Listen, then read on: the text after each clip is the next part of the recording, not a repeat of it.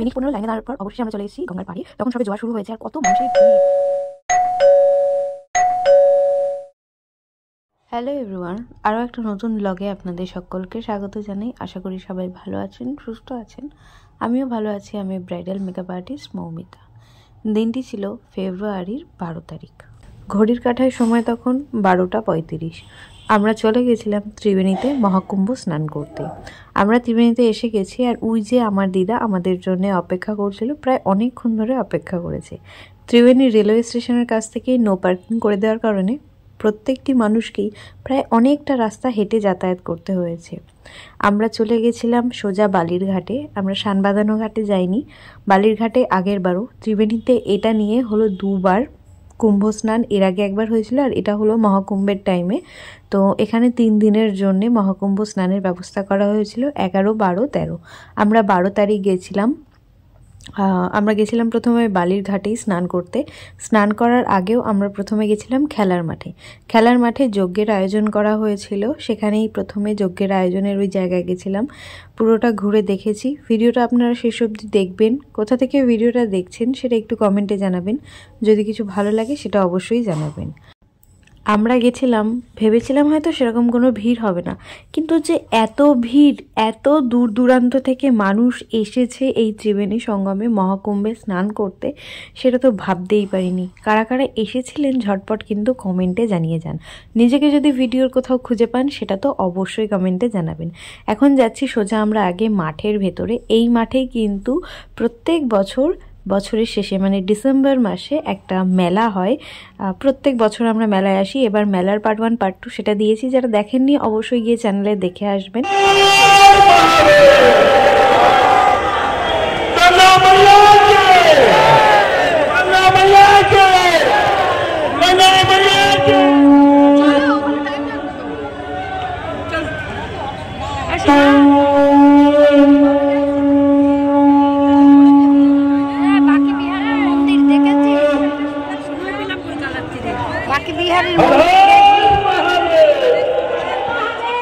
মাঠের মধ্যে হচ্ছিল শঙ্খধ্বনি। শঙ্খধ্বনি শোনার পর চলে এসেছি আমরা সেই স্থানে যেখানে যজ্ঞ হয়েছিল। অনেকেই দেখছিলাম যজ্ঞের ছাই নিচ্ছিল।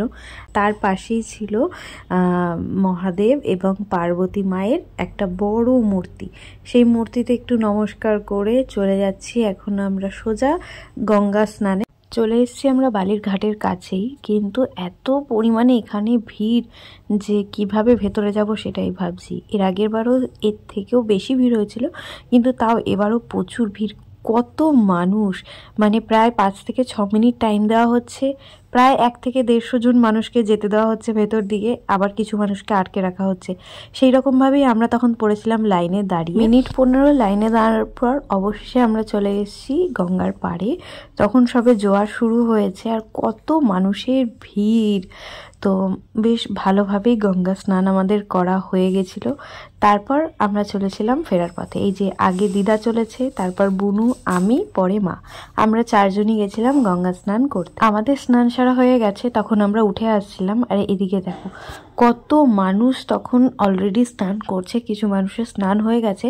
আর এদিকে প্রায় শত শত মানুষ লাইনে দাঁড়িয়ে রয়েছে, তারা আবার গঙ্গায় নামবে বলে। ঠিক এই প্রসেসিংটা সকাল থেকে চলছে।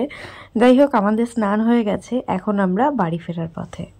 ভিডিওটা কোথা থেকে দেখছেন সেটা কিন্তু কমেন্টে জানাতে একদম ভুলবেন না। চ্যানেলে যদি নতুন হয়ে থাকেন অবশ্যই চ্যানেলটাকে সাবস্ক্রাইব করে নিন আর পাশে থাকা বেল বাটনটা ঝটপট বাজিয়ে দিন, তাহলেই কিন্তু পরবর্তীতে আসা নতুন ভিডিওর নোটিফিকেশান আপনারা সবার আগেই পেয়ে যাবেন।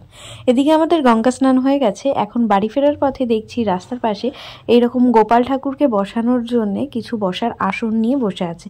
তো দেখে বেশ ভালো লাগছিল যে এক এক সময় এক এক রকম বসানো যাবে, বসানোর আসনের উপর ঠাকুরকে বসানো যাবে। তো সেগুলোই কিনে নিচ্ছিলাম।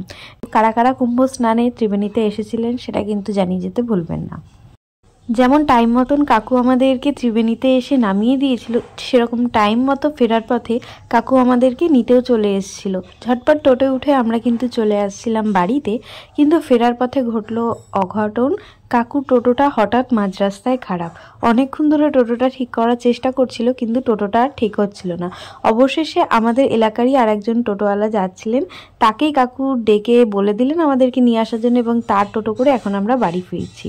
তো ব্লগটা এখানেই শেষ করছি। ভালো লাগলে লাইক শেয়ার সাবস্ক্রাইব করে দেবেন। নেক্সট ভিডিওতে দেখা হবে। ততক্ষণ অবধি ভালো থাকবেন, সুস্থ থাকবেন। Till then take care, tata bye. আর আমার দিদাকেও বাড়ি নিয়ে এসেছিলাম।